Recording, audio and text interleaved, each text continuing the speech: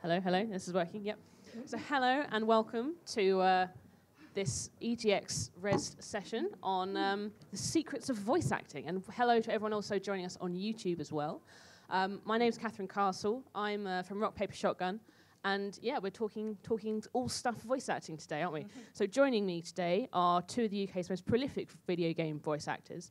We've got Britton on the end there, and Amelia Tyler, who have both lent their voices to hundreds of roles, including this one on the screen here, We Happy Few, as well as Divinity, Original Sin 2, Elite Dangerous, and Forgotten Anne, and many, many others. It would take the whole session to probably list them. So welcome. So yeah, we're going to be busting some myths about voice acting over the next kind of 30 minutes or so. But before we get into that, I thought maybe you could just tell us a little bit about yourselves, kind of how you got into voice acting, and kind of maybe some of the things you've worked on recently, maybe your favourite roles. Take it away. Shall I go first? You're in the middle. Okay, you can go I'm in the middle, so I get the bullet. Okay. I got into voicing in a really weird, coincidental way, because my mum was an actress. Right. And she started voicing when she had me and my sister, because she could spend a bit more time at home. And one day she couldn't get a babysitter when I was 5. Right. So I went to a voice session with her. And it turned out they needed a little kid to voice a couple of lines on some Christmas commercial or something. Yeah. And that was basically it for me. I've been doing it ever since. So it's 30, too many years.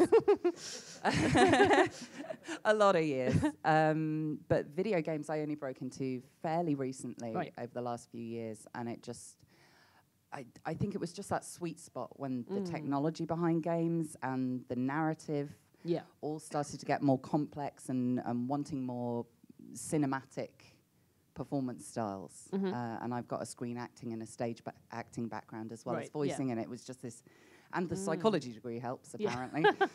So it was just this kind of weird sweet spot that was just like, and now. Yes. And I was completely unprepared, but it's been an awesome few years. Oh, that's good. Good. It feels like home, I think, after years of voicing for lots of different types of projects. Games really feels like home. Natural and fit. The community, devs, players, everybody, and the other actors. It's a very welcoming place to be. Yep. How did you get started, Jay? So I'm the ringer in the room. I'm the complete exact opposite. So I didn't start when I was 5. I was a moron and went and had a 13-year career as an IT consultant. So if any of you are working in IT right now and thinking that you feel a little dead inside, by all means, swap and be an actor. So yeah, I worked in IT for 13 odd years, but I was always the kid at school who was, Britton, stop doing voices and do your maths. Yes, miss. So I got to a point where I was just like, oh, my soul's a bit dead and charred and broken, so maybe I should go and do this acting thing. So maybe 10 years or so ago now, I kind of transitioned into becoming an actor, and I've always been a gamer, since Mega Drive, Master System, SNES, all the way up to modern stuff. So games was always something I knew.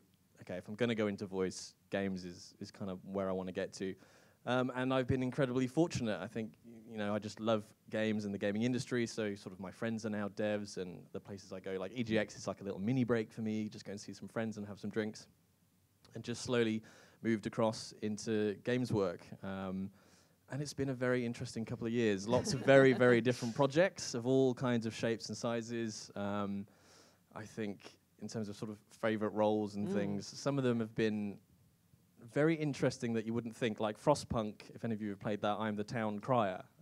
A new law has passed. That's me. Which isn't... That's why you didn't like it, yeah. I love you, DFG. And the fans are great, if I didn't say that, yeah. So like even things like that, where it's not necessarily this sort of massive narrative role, but it's this little thing that just murmurs along in the back of the game, is a fun thing. And then things like Bard's Tale 4, which has just come out, one of the player characters you can pick is the bemused character who goes all the way through the game. And I'll let you tell the anecdote. They're the comic relief. They're the comic relief. So that is quite funny to do. Yeah, all the other player characters in that I think are quite fighty and there are just these two very English characters who are just like, I don't know where I am. There's trees. Is there a pub? There's too many trees. And we both without really knowing, both got cast as the male and female versions of the same person, which, if anybody knows our friendship, is hilarious. Favorite characters for me is a tricky one, although I can tell you a thing. Yes. I can tell you a thing that I'm allowed to say from today. Okay, previous to that, Malady in Divinity Original Sin 2, I loved playing her, and I would happily play her forever. She's, got a little heart over there. Yeah, Malady's awesome, and I'm not going to spoil it for anybody who wants to play the game, but yeah, the reaction to her has been really cool. And I can now say, and you will be particularly interested in this perhaps, as of today, I'm allowed to say that I am in Pathfinder Kingmaker. And what timing? Because it's just come up. It's literally just come up behind the screen. That genuinely wasn't deliberate. And if anybody's played the pen and paper version of that, you'll know who I'm talking about. I'm playing Nyrissa. She is, what can I say? She is a nymph queen. Okay. And she's going to be key to your journey through the Stolen Lands, and I think I will leave it at that. Mystery and intrigue. Yeah, it was an interest. Dun, dun, dun. Yeah, it was a very interesting, emotionally complex part to play, and the writing is just insanely good. I can't wait for people to get to see her. Cool. We'll be exploring some of that. The deeper complexities about voice acting very shortly.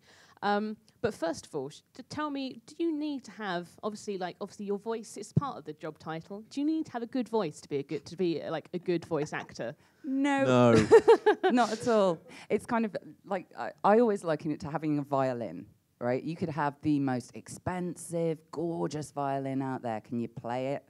Because otherwise, you are going to just be making a dreadful noise, and nobody wants to hear that.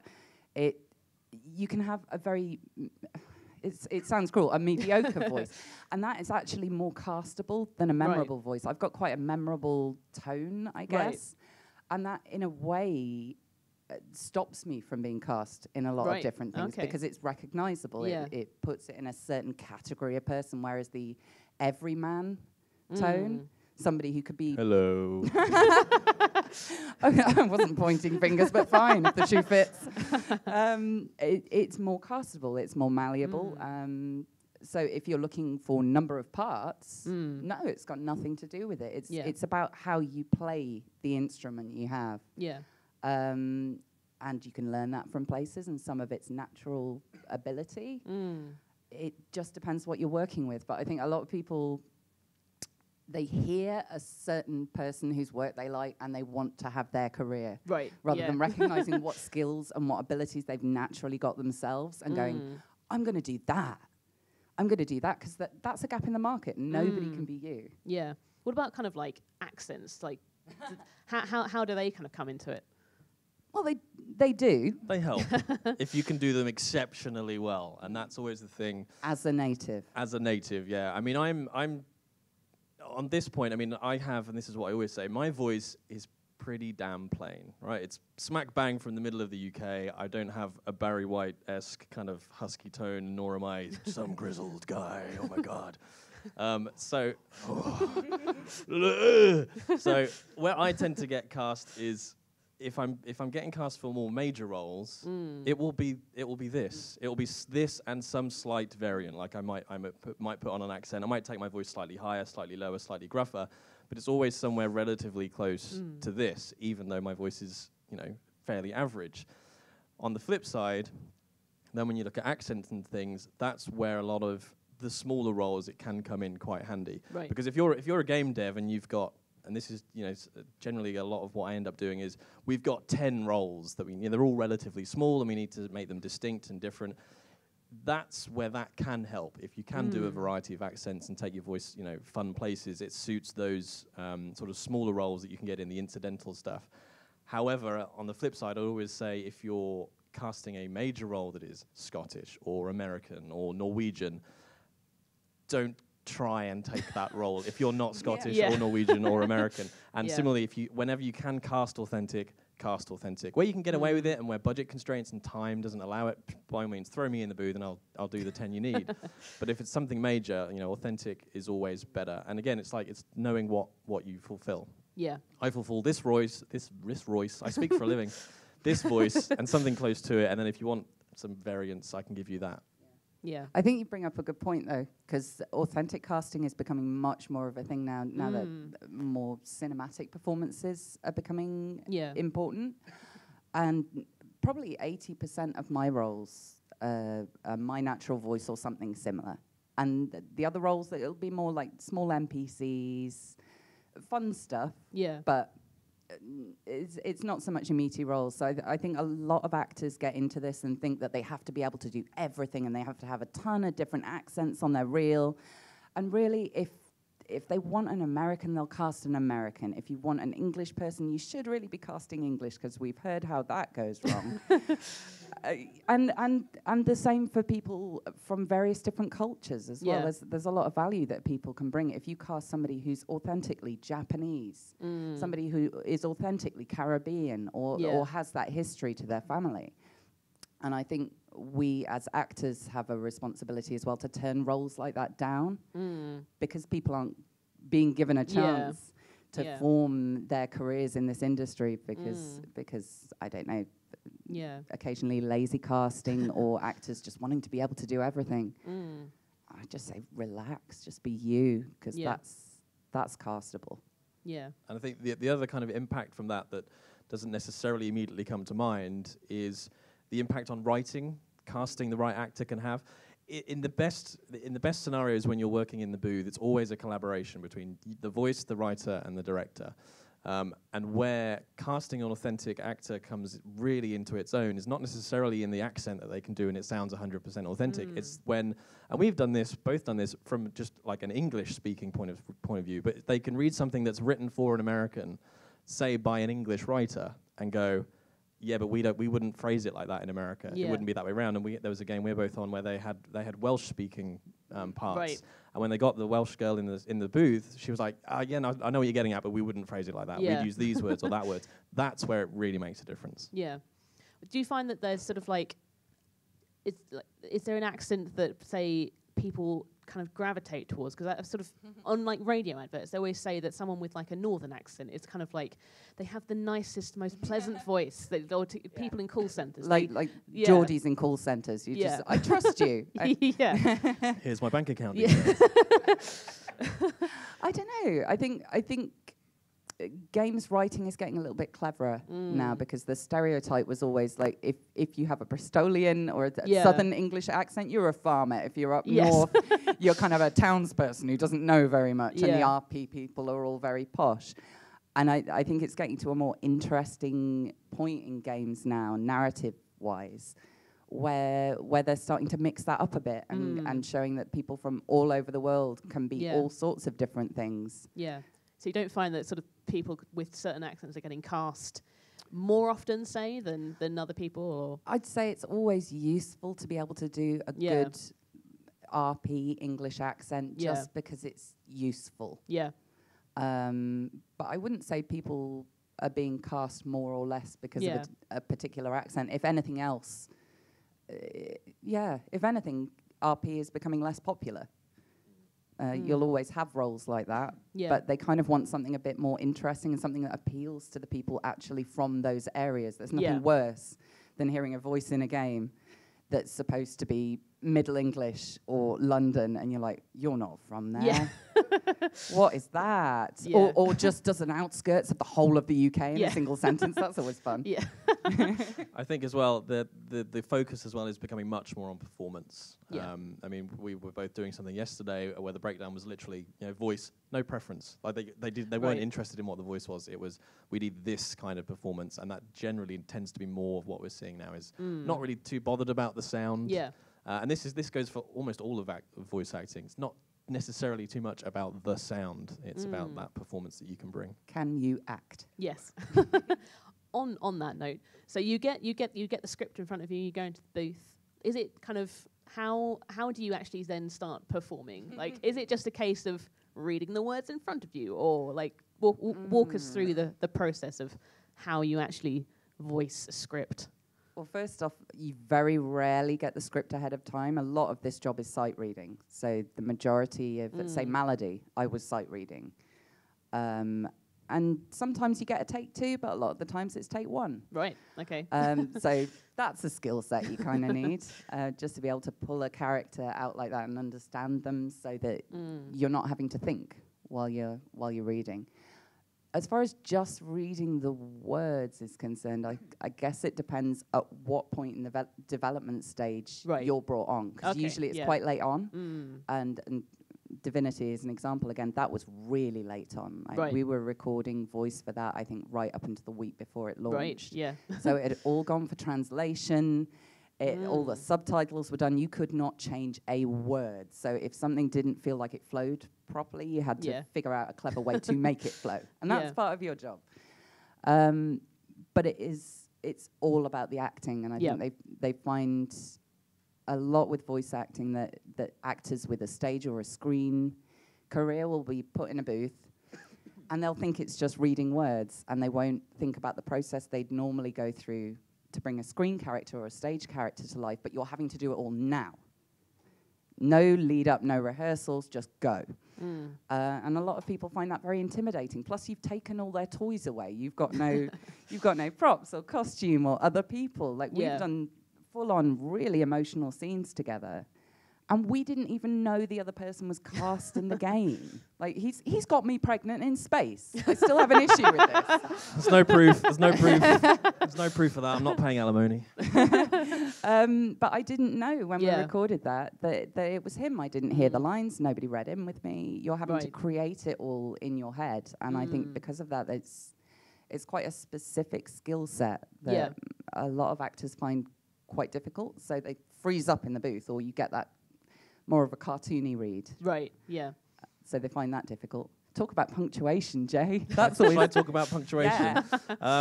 Just before I talk about punctuation, on that note, one thing that whenever someone talks to me about getting into voice acting and what skills can you foster is if you're going in for a session like Divinity, where I think it's something like 36 characters I voice in Divinity. Some of them might be 100 lines, some of them might be 2 lines, but in the nature of, well, how on earth do you do that in the booth? Because time is so short, I walk in, I have an Excel sheet in front of me that they're scrolling through, and I'll go, okay, right, Jay, here's a character, he's a mage, this is the scene, go. And you'll do 20 lines, and they go, okay, right, now your wife's just been killed, your daughter's dying in your arms, go. Okay, go. You are the last forest tiger. Go. Okay. Oh, my wife is dead. My wife and child. I guess they will. Now you're an eagle. Okay, my wife and child. No, I'm an eagle. This, it's great fun. It's a fantastic acting workout. And I always foster this idea of emotional agility is what you want. You need to be able to switch from everything is brilliant in the world and I'm so happy and life is going great to, oh my God, everything is on fire and everybody is dead at the drop of a hat. So that's what it can be like. And also characters. Like recovering after that. Like occasionally you'll get the more in-depth parts where you go through some pretty emotionally traumatic stuff, like the for a role that I have had to do recently. You can hear the NDA, right? It was a very emotionally complex thing, and I was having to go to some really strange places, so I had to take some time off afterwards to kind of unwind from that and go, okay, everything's not on fire now, and I don't need to think like that anymore. And just put her in the box in the back of my head. Because you have to, and that's the thing, you have to go to that place, and you have to get there very quickly. Yeah, it has to be real. Similarly, for a thing I can't talk about, like full on. This happens a lot in everyday conversation. Even between us. Like full on torture. Like the most horrific sort of forms of torture you can imagine, and my character goes through various stages of pain and madness, and it's like you have to go to that place. And I sort of, it's a thing where I turn the lights off in the booth because I want it dark in here so I can kind of get to that place. And you scream and you shout and you cry and you die, and then you walk out and the birds are singing and the sun is shining. And you're like, oh yeah, I'm not really in that place. It's really weird. Let's take 20 minutes. But punctuation. Feel free to ignore it. Voice actors are great at tangents, by the way. Punctuation, when you get and you see the script, like my first rule is generally punctuation is written for reading, not necessarily for speaking. So I will, in the main, see the punctuation and go, okay, that gives me a rough sort of idea of the form you want this speech to take, but I'm pretty much going to ignore it. Yeah. Because people don't speak with perfect punctuation. They don't go, and here is my sentence, pause, comma, and I breathe. And then here's the next part of my sentence down to a full stop. Yeah. There's sort of, there's stutters and there's pauses and there's breaths and there's, you know, as you always say, which I think is really good, only baddies know what their whole monologue is going to be. Here's my evil plan, and let me walk you through it from A to Z. Normal people don't necessarily know where their sentence is going. So to get a natural read, you can't really afford to just lynch onto punctuation and follow it to the letter, because it's that will get you that kind of staggered, unnatural read. So see it, get the framework of it, and then go, yeah, I'm going to ignore all that now. And they were really brave. A game that we were both in recently, the Spectrum Retreat, indie game by a YGD winner. It's awesome. I'm so impressed with this person. But they really embraced that. For my character, I was the kind of voice in your ear. And usually I think those are quite straight down the line, and they just give you information, you go and do a thing, and then the thing is done and the game is over. And they really wanted her to sound like she was there with you, and she was doing a billion other things as well. So she's in this office like covertly doing stuff while trying to help you. And so they wanted me to bring in all those breaths and pauses and weird mouth noises you do when you're talking on the phone to one of your mates. And it was so cool to be able to do that. And it's only when you do it that you realize how rarely we get the opportunity or are encouraged to do that. I will always try and bring an element of that into stuff if I can. Yeah. Because that's how people talk. Yeah. But seeing people actively wanting you to do it and bring that into a role is really cool. Yeah. So how physical is it? Like, it sounds like, you know, you're kind of like on this massive stage, you're kind of going all over the place. That'd be nice. But I think often you are just in a quite small booth. Yeah, sometimes too small. Sometimes too hot. Cozy. This summer has been horrid, by the way. This has not been the weather to be in a soundproof room at all. It's been very useful that sometimes we both work. I can talk about this, right? Go for it. We both work in totally different studios. We live like 3 hours away from each other, but both of us have our own studio at home that we will use usually for lower budget projects. Yeah. Or ones where they can't afford to fly us out to the country where the project is based. So we'll work on our own and we'll Skype with people or whatever. The good thing about that is when it gets a bit hot, you can ditch some clothes. I may possibly, because I was voicing Nyrissa for Pathfinder Kingmaker. Well, it's audio only Skype, obviously. They're not paying me enough audio for only? That's why I got the extra fee. Yeah. Fighting for workers' rights. No, I was voicing Nyrissa for Pathfinder Kingmaker right in the middle of that heat wave, like the 3 worst days.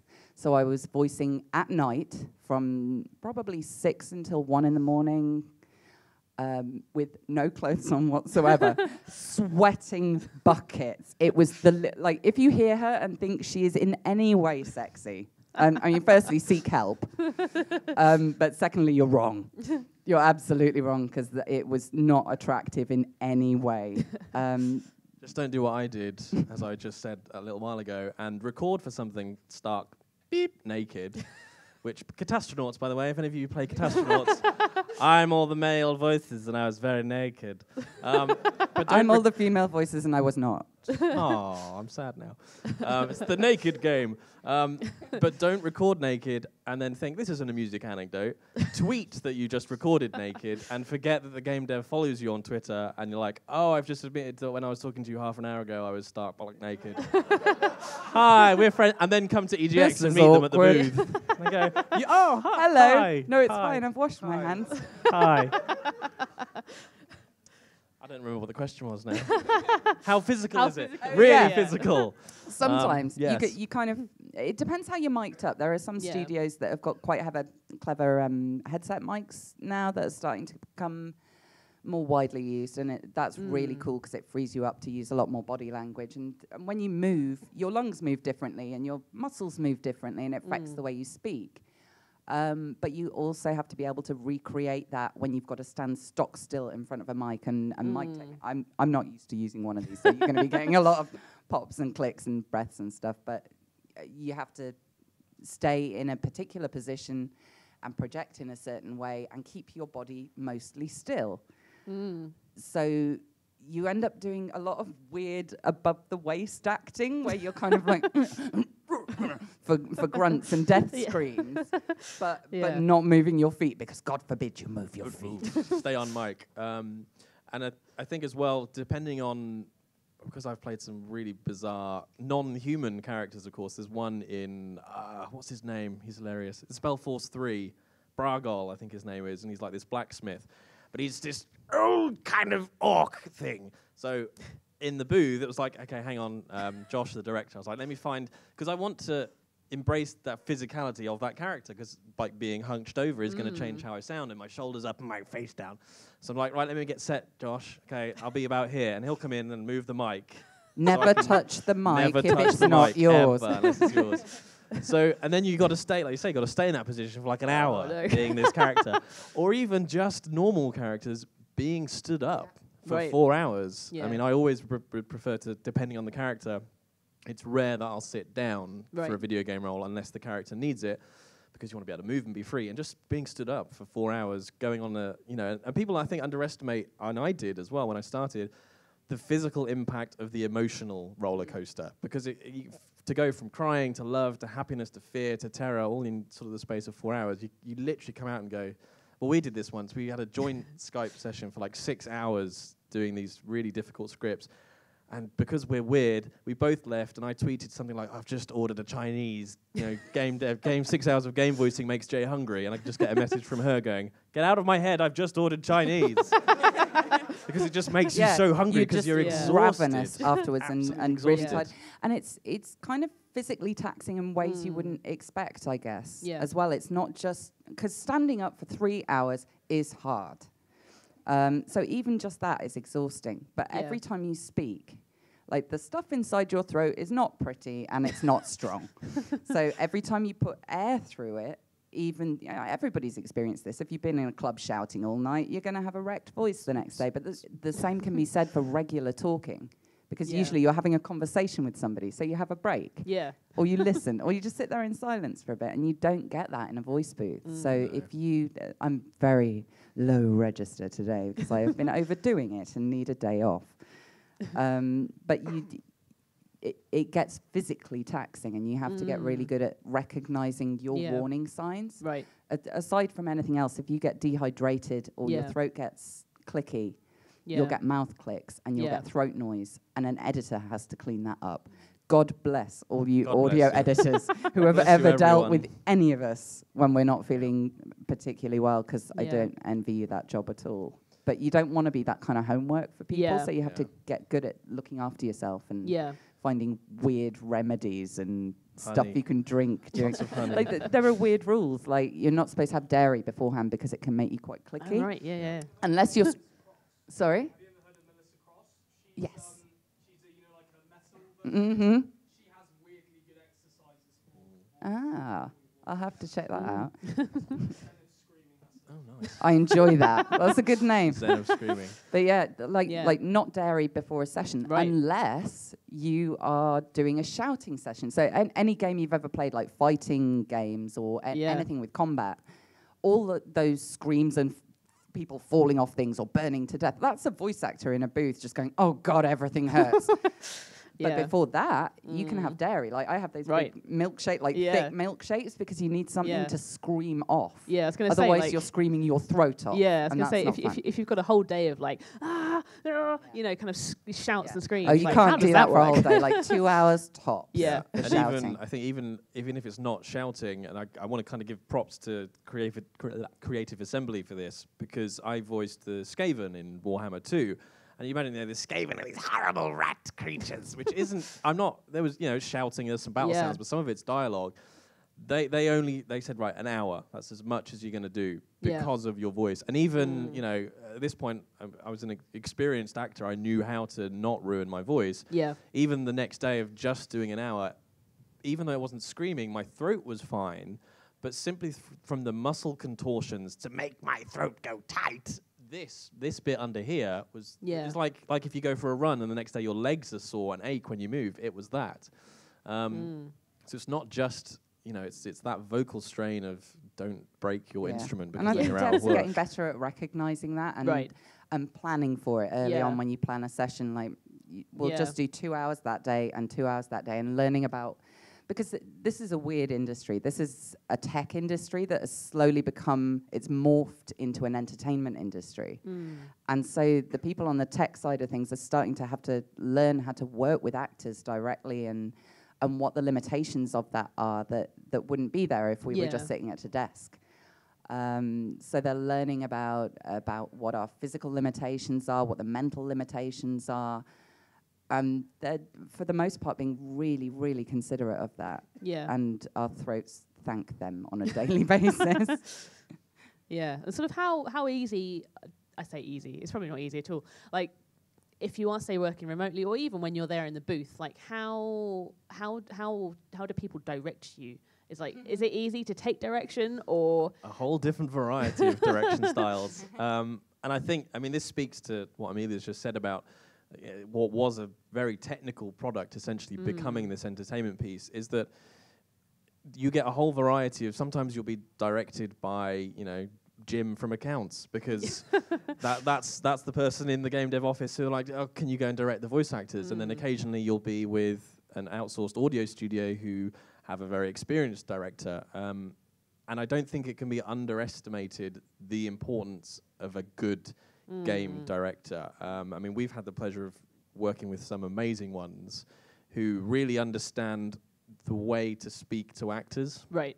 To get out and not what just they from need. a sort of don't call us awful things perspective, but Please don't be mean. it's kind of like, I always say, don't tell me how to sound, tell me how to feel. Right. Because if you tell me how to sound, I'll be kind of performing, but listening to myself, and nobody does that. But a really good director can kind of paint a picture, and rather than, I want you to sound more angry, which is just kind of like, I guess this is generic anger. You just go, okay, right, this guy has been taking the piss all day. You have marched 400 miles in the last week. I don't even know if that's physically possible, by the way. I don't do exercise. It is for this character. And you've just found out he's sleeping with your wife. What the? Go. and suddenly you're in a picture. You can kind of imagine the scene, but it takes a lot of skill to be able to do that effectively. Yeah. I've tried to help a friend of mine recently recording stuff for his demo. I'm a crap director. I'm rubbish. I try, but knowing something in theory and being able to put it into practice naturally is they're two very different things. I think as well there's a really important point about, and it'll hopefully come up in the scroll soon, but about there's a really good sweet spot about, again, where you're brought into the process as well. And what's so important is if you can get it in the right sweet spot of time-wise where you've got the room to play, is the trust you get between a director and the voice actor. I think through no fault of anybody, there's sort of a miss kind of comprehension that you get the actor in, they read the script, and they go out again. That's what we offer. That's what we do. The real sort of power, I guess, if you want, of what we do is we know people, we know characters, we know how to bring something to life.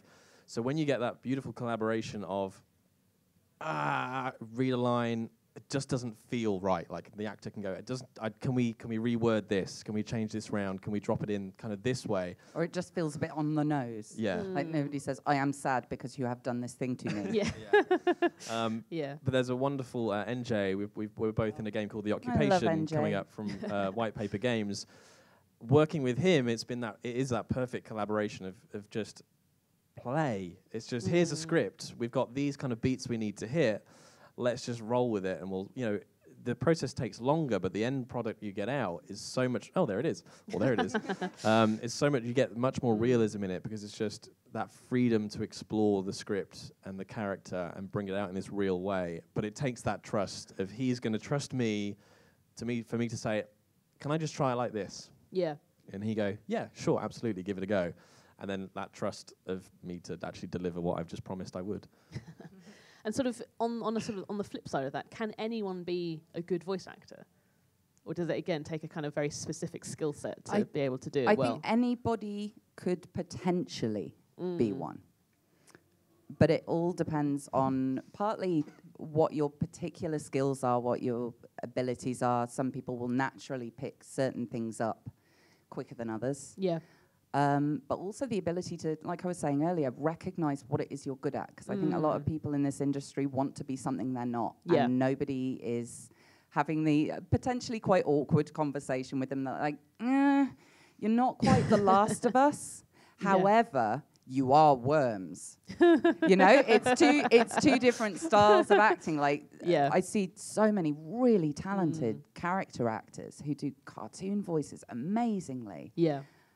And they desperately want to be doing cinematics. Yeah. And you're like, no, you will clean up in this area. But it takes somebody kind of having that awkward conversation. Yeah. and there's nothing to say that they couldn't go on and do the other stuff, but it's going to be more of a stretch. And it'll require maybe not voice training, maybe acting training. Right, yeah. But I firmly believe there's a place for any kind of voice in this industry. Yeah. But it is a massively oversubscribed industry. Right. So if you're auditioning for male roles in England, you'll probably be auditioning opposite Jay. So you have to be as good as or opposite, you know, or better than. They'll be fine. You know, reach for the stars. You'll be fine. Go for it. No, I wasn't going to say anything nice about you. No. I'm just waiting for you to be finished again. It's exactly that. And there is no shame in going, no, you can't do this bit, but you can do that. And I think that's the thing that, like you say, nobody wants to have that difficult conversation of, you're not great at this, but you could be amazing at that. Yeah. And there is this thing as well now, as more and more games are going, these beautiful cinematic, narrative, really story-driven stuff. I've completely forgotten where I was going with that point. People want screen acting experiences. The minimum. But small performances, so that it's not just you reading words. You can tell when somebody's reading a script in a game.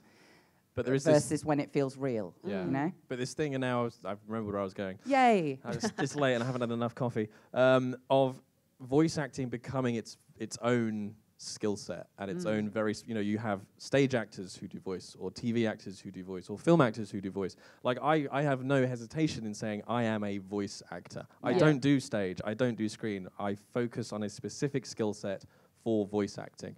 And that kind of becoming its own kind of actor, because the more in-depth games get and the more demands they're making of the actor, the more specific the skill set is going to have to get down to deliver good voice performances. So I think, yes, potentially anybody has the potential in them. It's about honing in on the right skill set for exactly what it is that you want to do. And equally, when you move it into mocap and performance capture and bring that side of things into it, I think because we both trained in that area, we saw where the industry was going. We were like, that is what we want to be doing, so let's go and get some experience so we don't have to learn on the job, because no employer wants that.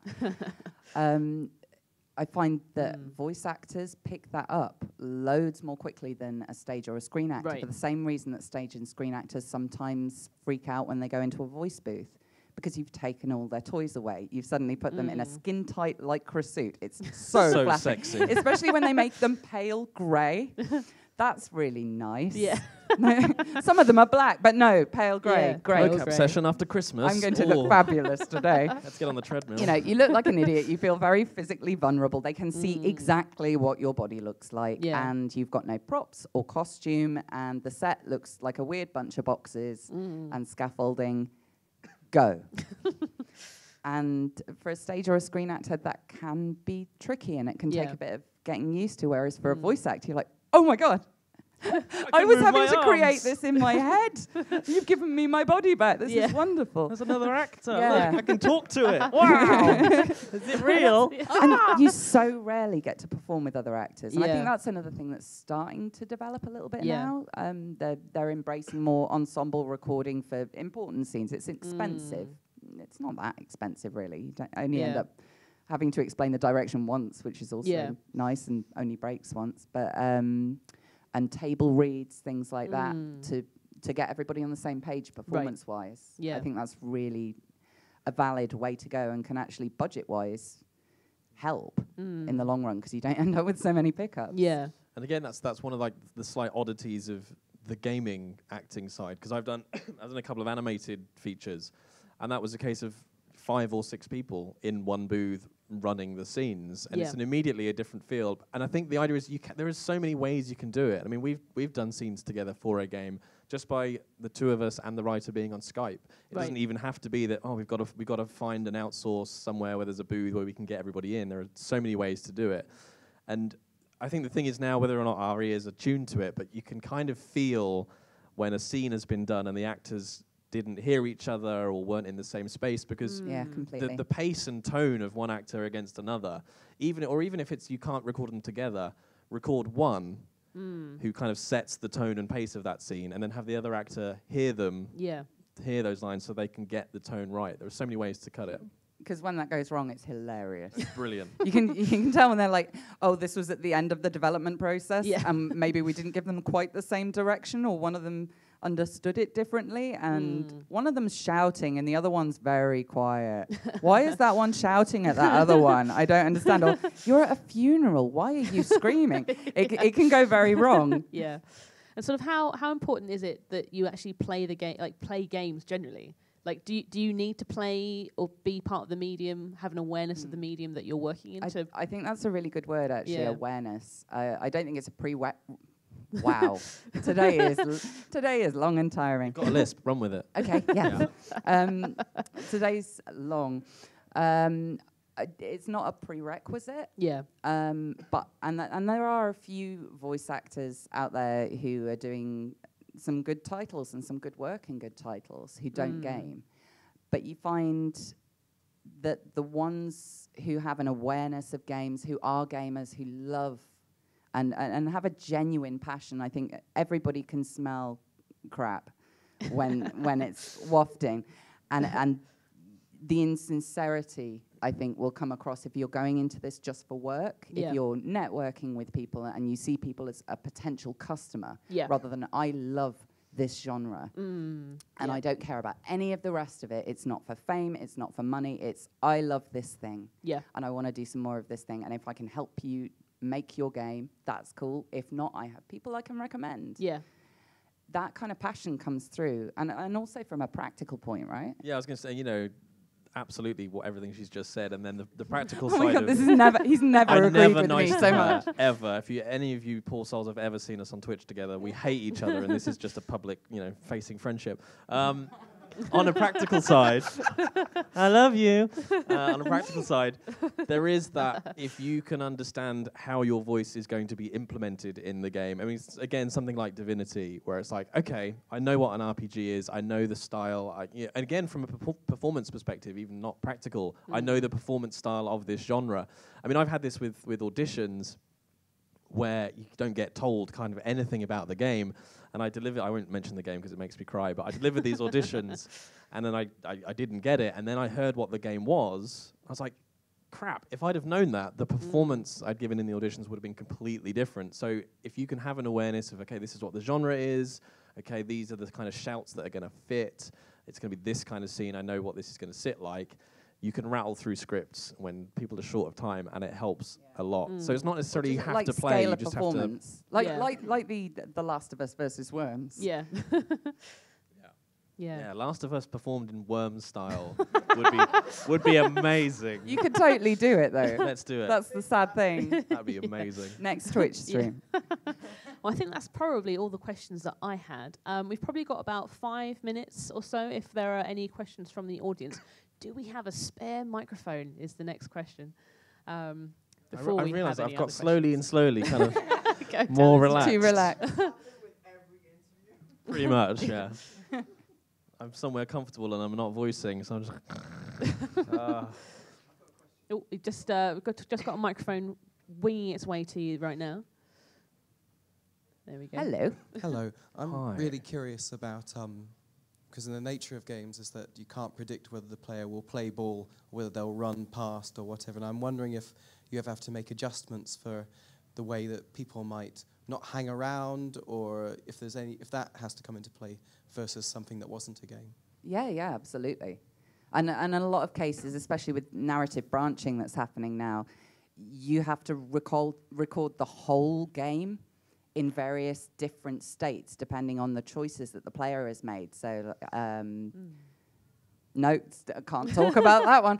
But yes, a role in a game where I had to record each scene in 5 different ways, I think, depending on whether that person was in my good graces, what they had done for me in various different ways. And it totally changes the ending of the game. But equally for the small roles that maybe aren't so narratively important, if you're just giving a bit of information, writers are getting really clever now and putting the crucial information at the very beginning, like the first 10, 15 seconds of an audio clip, and the rest is just fun filler if somebody wants to stick around. So that side of things, it's kind of handled on the writing point of view.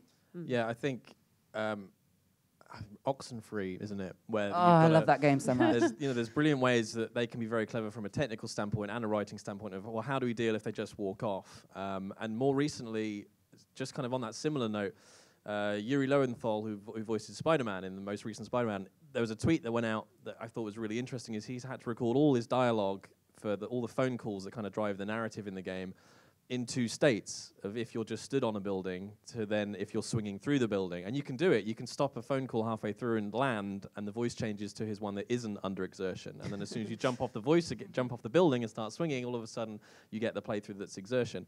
And they do something very clever with the voicemails and things like that. So usually it's something you can get around with technical, a mix of across the board, really. And it leads to some amusing conversations with players because you end up having to go, oh, okay, cool, you played that. What choices did you make? Okay, did I die? I don't know. I genuinely don't know. Which me did you get? Yeah, a lot of people aren't aware Malady can die. Oh, right. Yeah, that's fun. Spoiler alert. Spoilers. Can die. Possible. If you're rubbish. Okay. Do we have got a question over there in the front?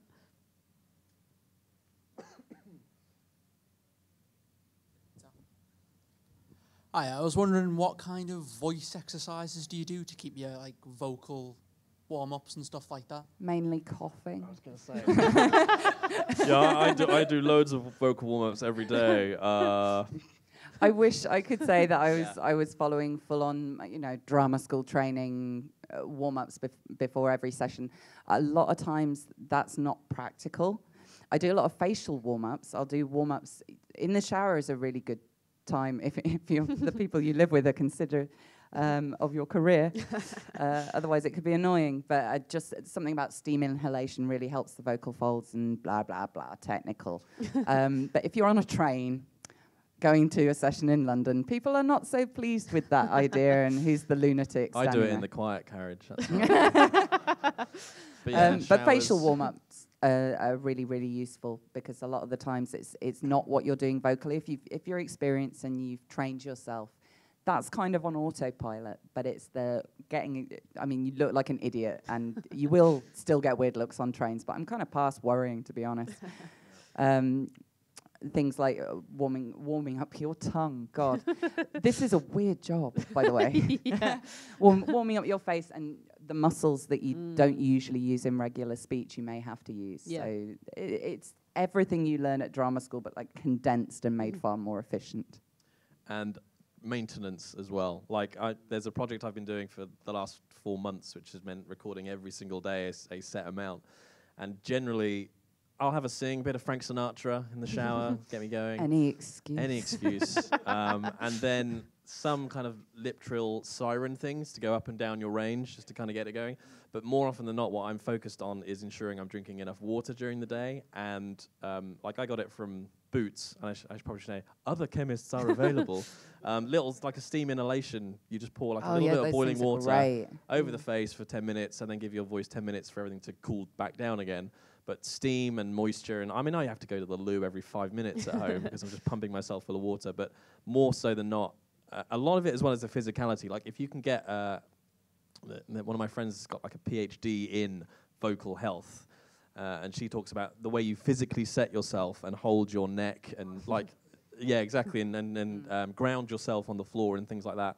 Yeah, I don't warm up nearly as much as I should. Have a pasty and get in the booth. That's me. Okay, we've got one at the back there in the corner. Hi there. I'm a game audio designer, and I'd love to get lots of voice actors in, but some developers do just want to. Anyway, yeah, they just want to be the character themselves. So, how can I coax a good performance out of someone that doesn't necessarily do it professionally like themselves? I would urge you to reconsider that decision. I mean, they are paying me, so. Simply because that'd be kind of like me going, hey, I really love coding. Can I do your first level? Like, that could make it tricky to sell. If you absolutely have to, I go back to that whole don't tell me how to sound, tell me how to feel thing, because I think a lot of people who are uncomfortable in the booth, they close up and they start worrying about what they sound. Firstly, take their headphones off them. Unless you absolutely need it, don't listen to yourself. I didn't have cans on at all for Pathfinder Kingmaker because there was nobody at the other end of the line to listen to. And usually when people can't hear themselves back through the mic, they're a little less aware. So if you can paint them a picture of what they are and what they're feeling, that will help. But unless they're a natural performer, it's going to be a struggle. I don't want to lie to you.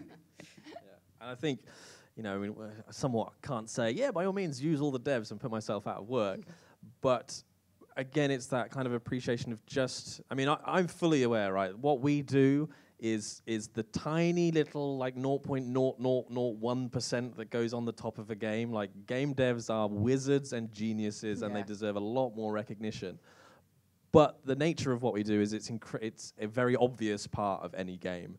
And it's that kind of not necessarily underestimating the difference between a professional and a non-professional actor delivering the performance, because it is quite often something that is so front and center in a game.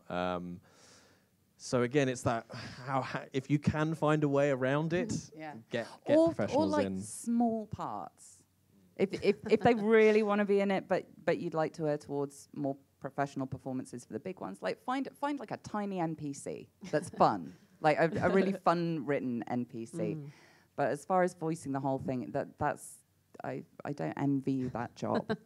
That's going to be tricky. Okay, I think we've got time for one last question. This one down the front. I think you guys will be hanging around afterwards. Yeah. To Any questions? some Give more us a questions. shout. We're always here. We live here now. I know that you mentioned that you had your stars aligning moment when you're 5 years old, but before getting into contact with any agencies or anybody in the industry, did you find people like complimenting your voices in general, or saying like, "Oh, you have that something"? No, I was 5. I can't remember. I think at the age of 5, they're just baffled you can read words. Like, oh, she can do a whole sentence. Isn't she doing well? No, I think tone is something that's, well, this is the sound of pain, by the way. This is what happens when you work solidly for about 6 months and don't take a day off. This bad sound. I think I've always had a low tone for a woman, so that's saleable, and I'm kind of fortunate in that. But I think anybody who knows anything about voicing knows that's not what it's about. It's not about the tone of your voice. Yeah, that might be nice to listen to, but if I drove this car differently, nobody would want to listen to it. It's about the skills that you've got, the music you can play, the stuff that a developer can use. And recognizing what those skills are and improving on the stuff that you're not so good at, and focusing the thing that you do on the stuff that makes you you. Because everybody who gets behind a mic has a unique something, and it could be saleable. It doesn't have to be the obvious, I guess. And the less obvious it is, the better. You want to be the first thing that anybody thinks of when they're going, okay, I'm going to cast a slightly cynical, wry, smiling, sarcastic cow. I'll call Amelia. Like, I would rather be the first person that people thought of for that kind of role than the 20th person they thought of for Nice Girl Next Door. That's not my casting type. I know loads of other people who'd be great for that. That's just my pond. Yeah, I think because I didn't start when I was 5, nobody ever said I had a nice voice. That's the ever. reason. And it's all right. It's all right. It just goes on the list in the back of my head for future reference. So no one ever particularly commented on voice. I got a lot of comments, you know, about being able to do accents and kind of different voices and stuff. But again, to kind of steal the violin analogy again, having that versatility is a bit like, it's just like modding a game. It's like it's adding bits and extra fluff to my violin, but if you still can't play it, it doesn't really matter. So I never got, and if anyone says, "Oh, you've got a great voice, go into voice acting," immediately kind of ignore it. But one of the even things, if you've got a great voice, even if you've got a great voice, like, and kind of, think about that decision. There is not much money. Not much in money in it. I want to kind of, because I know we're short on time, but I want to say this: if any of you do want to get into voice, you see so many people go, right, I'll cut a demo and throw it out to agents. No. Train, and when you're good and you know what you're selling, with the right and train with the right places and the right people, train with someone who's going to go, no, that's crap, do it again, or no, that's crap, that's not quite for you, if or that's crap, why are you doing that? somebody's complimenting you the whole time, it does you no good whatsoever. Because that will keep you at the same page that you're on at the moment, and you'll continue training with them. I get it. When I first started, I was so enthusiastic. I was like, I can do voices, and I know how to use a computer. You do the whole thing simultaneously. You were doing like. Oh, I did everything stupidly. Yeah. And I cut my own demo, and I did, a character voice demo, which now I know is completely wrong because, like, for example, video games and animation have incredibly different performance styles, and you should do all that kind of stuff. It's knowing that stuff. I was contacted by a girl recently who wanted advice, and kind of the message went on, and I do this and do that. And I know my first step is getting a demo cut. And my reply was, no, your first step is very much not getting a demo cut. I get the eagerness of getting out the gates, and I'll just get my voice out there and see what happens. But you do yourself a disservice, and you need to get to a point where you understand what you're selling. Plus, most people who are doing casting are very short on time. Devs are incredibly busy, and if they listen to your demo once and it's no good, they'll just put that on a mental list of, like, I don't need to listen to that person again. Even if you cut an amazing demo in a year's time, like, why would they bother? So get it really good, get your skills up, then record a demo, then do the Sally bit. And don't think of it as the Sally bit, because it's really not. Like, people don't like that. Well, I think that's probably, as I say, I think we've got 3 minutes until the next session starts. Oh, my God. Thank you very much for joining us, everyone. And thank you to everyone watching us on YouTube as well. Thank you. Thank you to Jay and Amelia. As I say, both of you will be hanging around afterwards for any more questions if you didn't get a chance to ask them. So yes, thank you very much for joining us, and I hope everyone has a very good rest of EGX. Bye. Thank you. Bye. Bye.